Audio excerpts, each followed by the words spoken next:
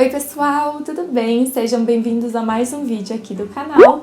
E hoje eu resolvi conversar com vocês sobre um assunto que eu trouxe aqui pro canal há um tempo atrás, que é depressão. Eu fui diagnosticada com depressão e comecei meu tratamento há mais ou menos uns 2 anos e meio atrás. E eu sempre comento nesses vídeos que é um pouco complicado para eu vir aqui, contar minha história e deixar aqui algo tão vulnerável na internet, onde qualquer pessoa pode ter acesso. Então é um assunto bem delicado pra mim, mas eu resolvi trazer pra vocês a parte mais bonita, o que eu consegui tirar de lição da depressão. E eu sei que esses vídeos são acessados por pessoas que conhecem alguém que tenha depressão, que amam alguém que tem depressão, que estão em depressão. Então agora mais do que nunca, pensando no Setembro Amarelo, eu vou pedir que se vocês têm alguma dica, têm algum conselho pra quem tá passando por isso, pra quem conhece alguém que tá passando por isso, pra deixarem aqui nos comentários, porque com certeza vai ajudar muitas pessoas. E, enfim, gente, torço mesmo pra que esse vídeo possa ser útil pra você que tá assistindo. Uma coisa que eu sempre comentei nas minhas redes sociais, nos meus vídeos, é que existe uma Larissa antes da depressão e uma Larissa depois da depressão. E esse comentário foi algo que eu aboli nos últimos meses da minha vida, porque eu percebi que ele me desencadeava muitas coisas ruins e muitos sentimentos ruins de comparação. E a gente fala tanto sobre comparação, principalmente hoje com o Instagram, em não querer se comparar com outras pessoas e não querer desejar ser diferente do que a gente é, principalmente no quesito físico. Eu não percebia o quanto eu me comparava com a minha antiga versão. E isso me causava muito sofrimento. Eu comecei a perceber que as minhas piores crises sempre vinham a partir desse pensamento. A partir dessa coisa de saudade da Larissa que produzia, saudade da Larissa que era mega sonhadora, saudade da Larissa que tratava as coisas dessa forma. Por que eu não sou mais assim? Por que eu sou tão diferente hoje? Por que pra mim as coisas são tão mais difíceis hoje? E pra mim isso se tornava muito sufocante. Eu nunca tinha parado pra pensar, até assistir um vídeo que eu vou deixar pra vocês aqui linkado. Por favor, assistam se vocês conhecem alguém que tem depressão. E nesse vídeo, a Jujut, nunca sei pronunciar, entrevista uma dançarina de pole dance que tem depressão. Então ela fala muito sobre o estereótipo das pessoas que têm depressão. E ela foi a primeira pessoa que eu escutei falando sobre essa comparação entre meu antigo eu e meu atual. E essa coisa de ficar disputando e querer voltar a um tempo que a gente sabe que não vai voltar. E a gente tem que tentar aceitar essa mudança, por mais dolorosa que seja. E até me emociona um pouco falar sobre isso, porque eu acho que é uma das partes mais difíceis da depressão, é entender que a gente é uma nova pessoa e tá tudo bem não ser tão mais produtiva, tá tudo bem não saber mais lidar da mesma forma que a gente sabia lidar com algumas coisas, e tá tudo certo. A gente precisa abraçar esse novo eu e tentar seguir em frente com essa nova versão, tá tudo certo. Então eu quis muito trazer esse tópico porque foi assim um divisor de águas na minha vida, assim como eu falei sobre meu outro vídeo da depressão, que uma das coisas que tinha me ajudado bastante também é não defender a doença e não pegar isso pra mim. Se vocês quiserem saber mais sobre, assistam o vídeo que eu dou mais detalhes. E me ajudou muito nessa questão da comparação, que me fazia muito mal. E às vezes a gente só tem essa noção de que comparação é com o externo. E não, muitas vezes pode ser com o interno também. Para esse segundo aprendizado, eu quero fazer um link com essa questão do estereótipo da pessoa depressiva.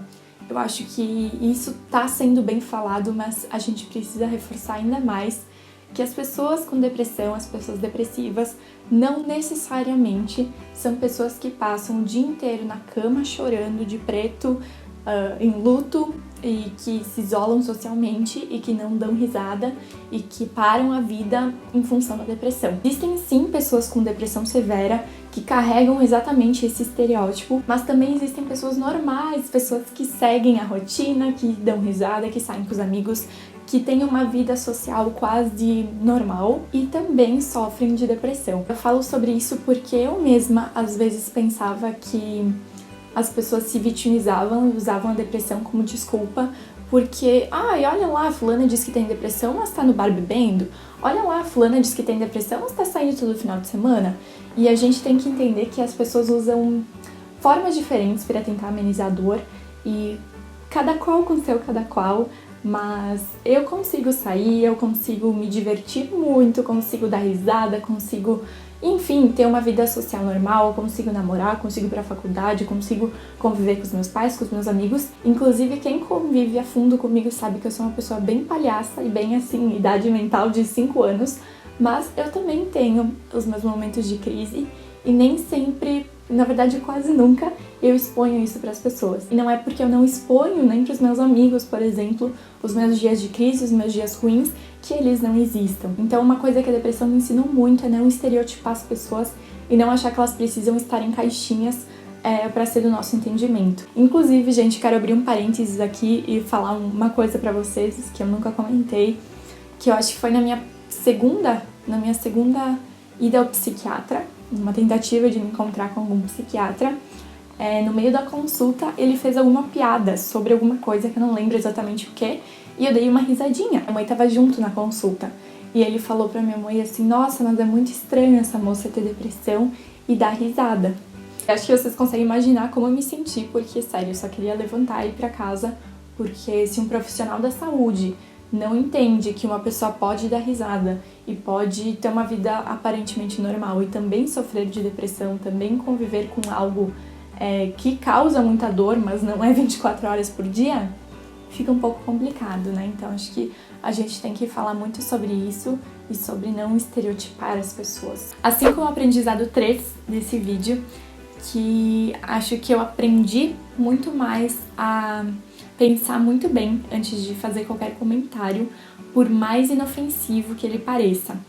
Às vezes a gente fala sobre não criticar as pessoas, sobre cuidar dos comentários maldosos, mas às vezes até os comentários com boa intenção podem machucar alguém que está sensibilizado e que está passando por um momento frágil como a depressão. Por muitas vezes, gente, muitas vezes mesmo, pessoas que por alguma razão descobriam que eu convivia com depressão, chegavam, acredito eu, que na maior boa intenção do mundo e me falavam da minha aparência física, me falavam sobre eu ter uma família estruturada, sobre eu ter amigos, sobre eu ter namorado, sobre eu ter a chance de estudar, sobre milhões de coisas. Quando alguém fala isso, a gente fica se culpando ainda mais por estar nessa situação.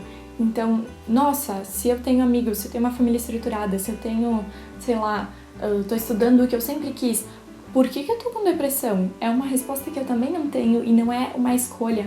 Então, às vezes, uma boa intenção pode gerar uma culpa que normalmente a pessoa depressiva já carrega consigo. E eu já ouvi comentários assim de pessoas distantes, não pra mim, mas sobre outras coisas, que, por exemplo, câncer é muito pior que depressão. E a gente não pode ficar enumerando as coisas por grau de o quão pior é, sabe? Todas são dores físicas, são dores mentais, são dores para as pessoas que convivem. E acho que a gente não tem que elaborar uma lista do que é pior, do que é melhor de sentir, porque dor é dor, independente da forma em que ela acomete a sua vida. Só entende realmente quando passa por isso ou quando convive com alguém bem próximo que tenha depressão. Porque senão parece algo muito vago e, enfim, por isso que eu acho importante falar sobre esse assunto também e cuidar realmente dos comentários que a gente faz, principalmente para pessoas que a gente sabe que podem estar fragilizadas, enfim, mesmo que seja na maior boa intenção do mundo, pode machucar e pode fazer com que a pessoa se sinta ainda mais culpada de estar nessa situação. E o último aprendizado que eu trago para esse vídeo é relacionado a focar nas coisas. Acho que tudo que a gente foca ganha intensidade. E aqui é um assunto muito delicado, porque eu sei que tem graus de depressão que isso não se aplica, e eu tô falando da minha pessoa medicada e estável, não no fundo do poço. Uma pessoa que tá no fundo do poço não consegue não focar nas coisas ruins, não consegue tirar essa visão preta e branca da vida. Mas quando a gente tá um pouquinho mais estável e convivendo um pouco melhor com a depressão, a gente precisa sim escolher no que focar, porque se eu acordo um dia me sentindo pra baixo, eu só vou ter pensamentos ruins, só vou me comparar com quem eu era antes, só vou ver as coisas em preto e branco. Só que como eu tô medicada e como eu tô estável e só é um dia ruim, eu posso escolher tentar ser grata pelas coisas e tentar ver as coisas boas também. E como eu falei, para algumas pessoas isso não é uma opção, mas às vezes para algumas pessoas mais estáveis e que estejam controladas, sim, é uma opção escolher no que focar, escolher em ser grato e ver as coisas boas da vida, ver as coisas boas que nos cercam, que nos acontecem. Então é legal ter essa coisa em mente, eu falo por mim mesma, porque nem sempre isso é aplicável, e tentar trocar essa chavinha, tentar tirar esse óculos preto e branco que a gente meio que coloca automaticamente, assim, dependendo do dia, para que a gente tenha uma qualidade de vida um pouco melhor, mesmo com crise, mesmo não sendo a mesma pessoa de antes, porque tem certas coisas na vida que, por mais difíceis que sejam, a gente precisa tentar aprender a lidar, pelo menos, da melhor forma possível. E é isso, então, pessoal, esses foram os ensinamentos que eu acho que mais tiveram importância nessa minha caminhada. Como eu falei, pensando no Setembro Amarelo e tudo mais, se vocês tiverem conselhos, se vocês tiverem dicas, comentem aqui abaixo, que com certeza vai fazer diferença na vida de alguém. Muito, muito, muito obrigada por ter assistido até aqui, por ter acompanhado esse assunto que é tão delicado pra mim. Um super beijo e até o próximo vídeo!